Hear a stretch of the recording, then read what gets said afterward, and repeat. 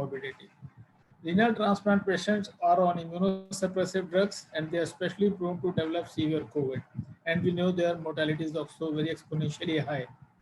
This is one of the latest papers which have come in last week, and they have reported two major papers, and the incidence was 39% in one and 52% in another patient of AKI.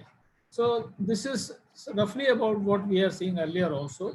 And pre-existing causes remain CKD, severity of the COVID, and other genetic susceptibilities are also being implicated. Besides male sex in 57%, black race, and presence of CKD triples the admission risk. So does the hypertensive patient. And another thing which has come up is the need of diuretics during hospitalization gives them 69% risk of a bad disease. Mortality was 59% higher if you had stage 1 AKI compared to a COVID patient with normal renal functions. And this went up to nearly 3 times if the patient had advanced AKI. Earlier paper last year, Z reported 193 COVID patients, of them 128 were non-severe, and he reported 59% had proteinuria, 44 had hematuria, and about 10 to 14% had some azotemia.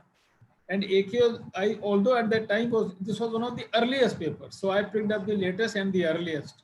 The AKI, although was mild, but it was giving rise to a worse prognosis. To average out of all the papers, I would say the AKI varies from anywhere from 4 to 30, 40. We safely can surmise that 19 to 20% people get AKI in COVID infections.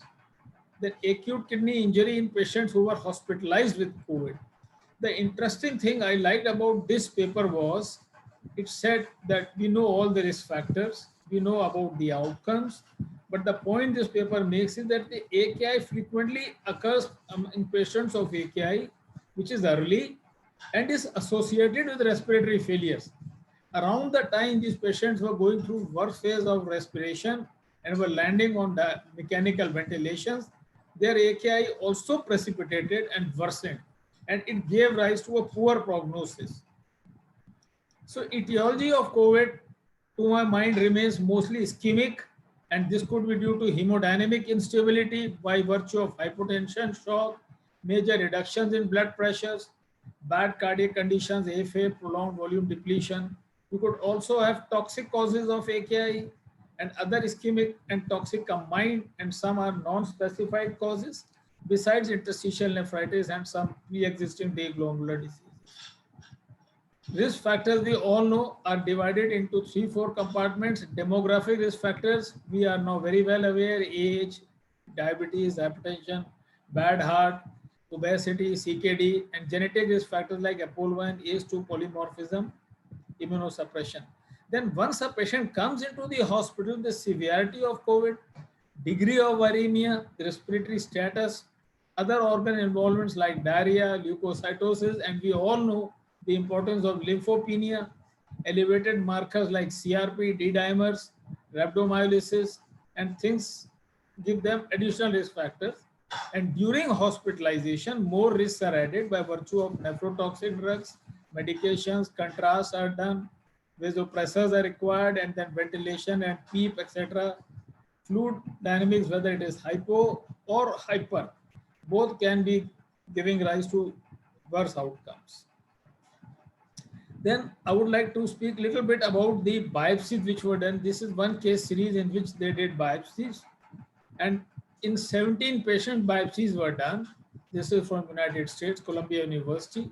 These are the types of reports of the biopsies. Podocytopathies were mostly seen, immune complexes diseases, TIN. They concluded, however, that no virus was detected by IHC, ISH, or EM. So they said that COVID-19 develops a wide spectrum of glomerular and tubular diseases, but they did not find evidence of direct viral infection of kidneys as a major pathophysiological mechanisms. So they favor cytokine-mediated effects and some heightened adaptive immune responses for causing AKI in these patients. Then this is another biopsy communication, and this is with 10 patients, mean age 65, and their biopsy showed various outcomes, but the conclusion was the same, that the ATN was the most common finding in AKI with COVID, and no evidence of virus was present in the biopsy. So two major reports showed no direct viral presence in COVID. So although histopathological data are limited, multiple causes of AKI are propagated, including those commonly found in critical ill patients. SARS-CoV-2 may display viral tropism and may directly affect the kidney. Endothelial dysfunction, coagulopathy, complement activation are very important causes as shown in subsequent studies. So is the role of systemic inflammation, immune dysfunction in the development of COVID. I would say that direct implication by the virus is now in the background.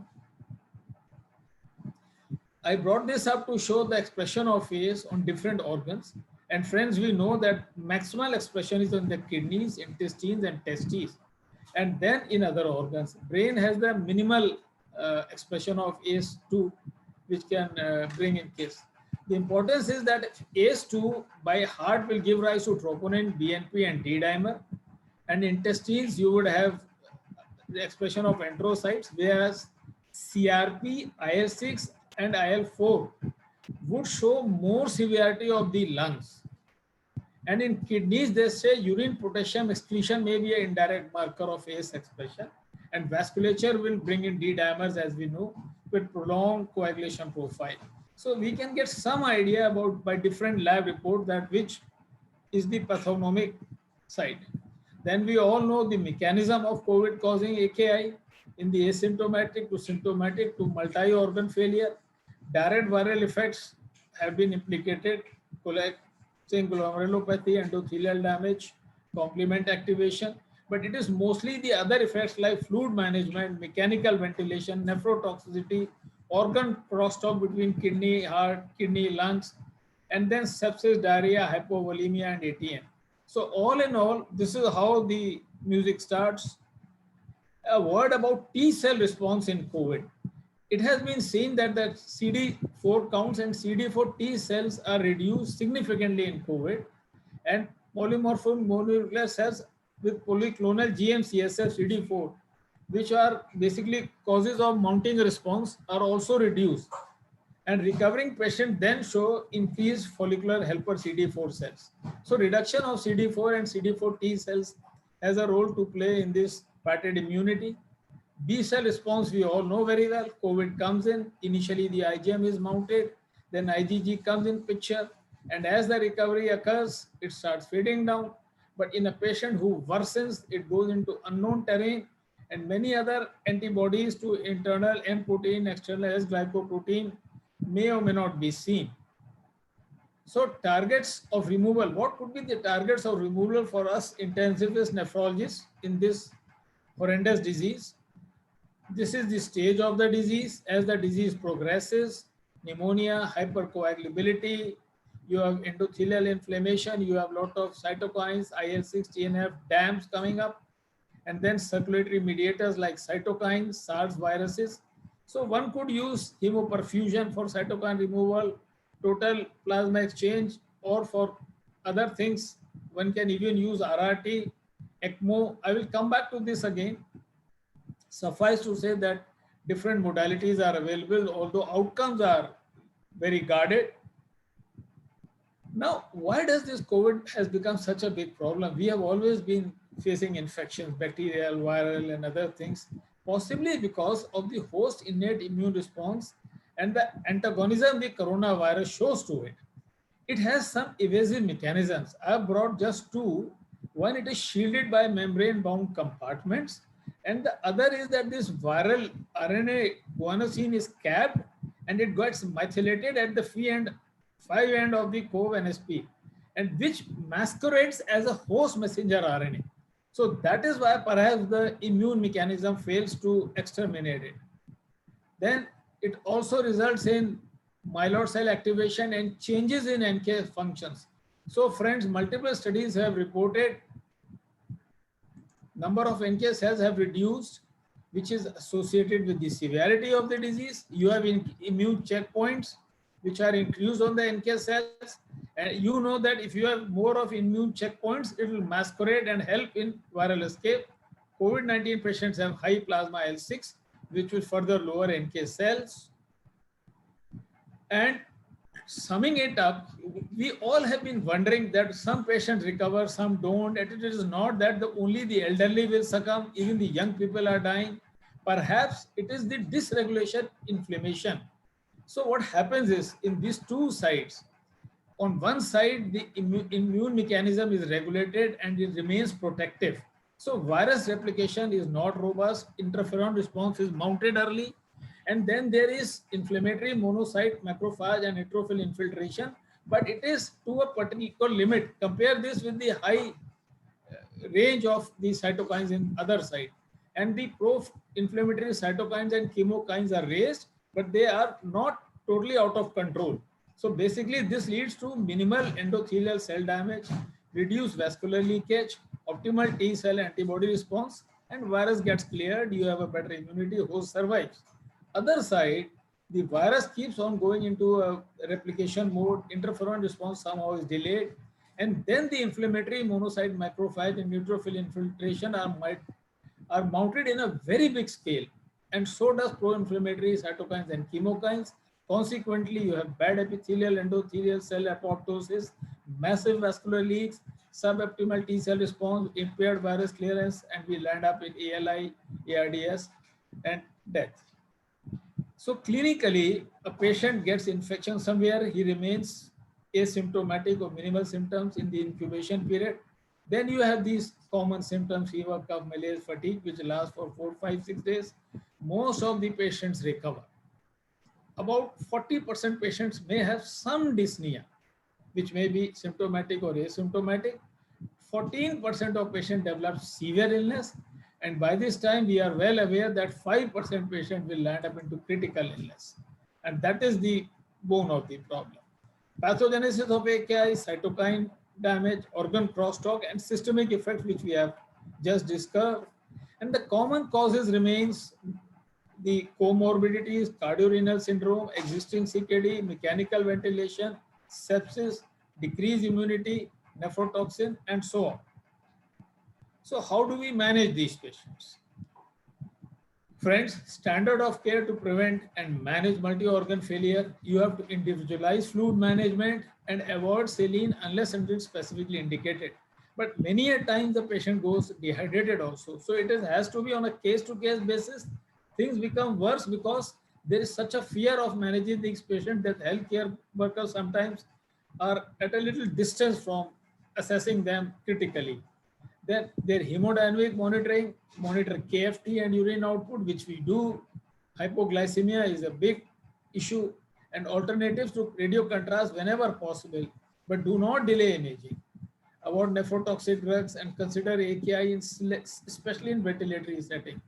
You have to do the complete diagnostic workup, and then pharmacokinetics of a drug may be altered, and you have to adjust the doses, and you may be called in to give the renal replacement therapy. Just avoid subclavian access for obvious reasons. We have discussed that the viral has a direct effect, but indirect effects are most common as far as the AKI are concerned.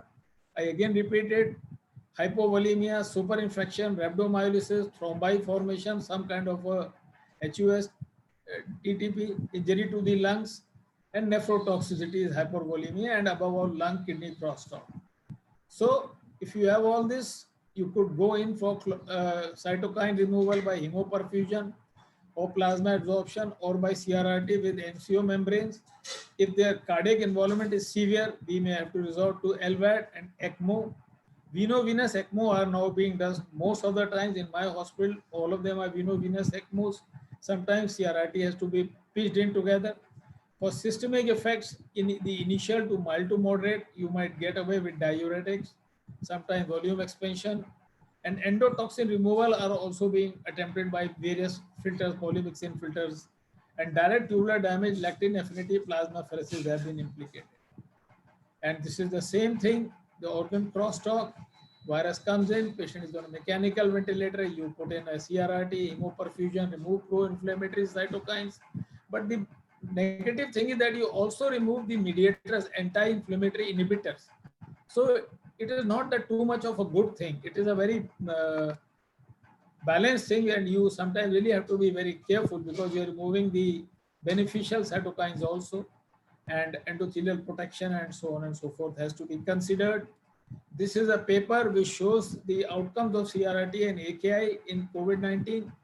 They gave at the blood flow of 120 to 150, ultrafiltration about 50 mils per hour, and high volume was compared with HCM, other absorptive techniques. And in the two groups in which the CRT was given, the survival was 54%.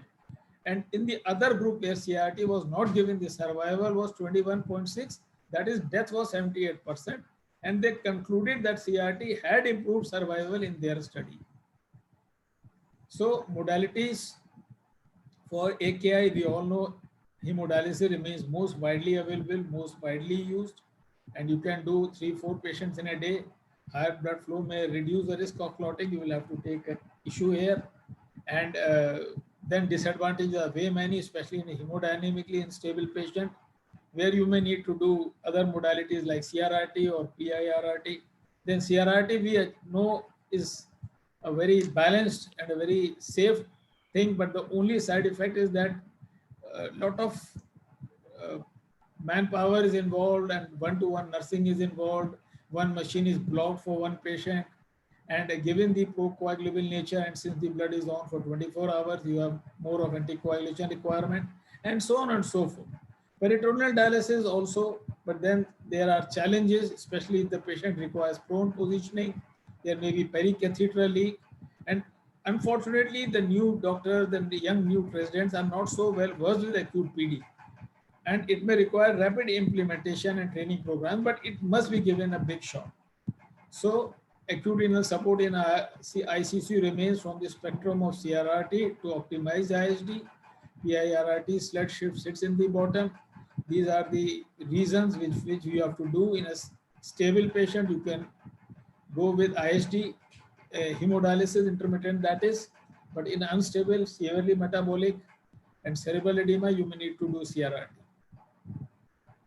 So friends, before we land up in such a bad situation, we must not forget to maintain fluid hemostasis, correctly assess the volume status, nutrition, medications, requirement of blood products. All losses should be taken into account. Please correct electrolyte imbalance, metabolic acidosis, hemodynamics, and rhabdomyolysis may be an issue. We should avoid overhydration also, because that may worsen ARDS, increase capillary leak, worsen renal vein congestion, leading to renal vein compartmentalization, which will worsen AKI, and mortality is increased. And this is what it shows. Initially, lot of resuscitation, then maintenance of the fluid, but very often it has been found that subsequently these patients retain lot of fluid, and gradually you have to go into fluid removal. So friends, toward the end, I have to say, what are the incidents of renal replacement therapy in AKI? There have been a couple of publications, and average is around 10 to 15%. You could say 15% patients are requiring renal replacement therapy in AKI in CKD. And this is a newer one, and which shows that in hospital mortality for AKI cohort still remains 50%. See, such high mortality we are still facing. Etiology remains ischemic most of the time, 13% undetermined. So still a huge issue, 50% mortality. In non-COVID AKIs, it was like 20-25%. In dialysis, they have comorbid reasons and they are immunosuppressed, and so they are into more of a problem. We have only 3 goals: protect the patient, protect the team, and protect the dialysis board. That's all I will say about dialysis, friends. And we have all been through this. So what are the outcomes from first wave to the second wave? And we looked at our data yesterday, and we found that we had 218 patients on maintenance dialysis program. Of them, 44 contracted COVID and 14 died. This brought 31.81% mortality, and this was versus 24% mortality last year. Little bit higher mortality. In transplants, we had done 677 transplants so far, but regular follow-up is restricted to only 330 patients. Of them, this time, 18 patients were hospitalized. Mark the words hospitalization. So there were many more who might have got COVID and they were at home and they contracted different consultants. So I cannot say with veracity the exact numbers, but what I can tell you is that 18 patients out of my follow-up were admitted and 5 died. We lost 5. Last year, we lost 20.6% of patients. 2 are still admitted. They are reasonably sick, and some patients possibly did not report. So all I can say is, friends, may all we become happy and may all be free of illnesses. This is my prayer. But this is not going to come. We cannot look at elsewhere. We have to create it for ourselves, because we are the key. We are the key to get rid of this huge issue. And I thank you very much for your time.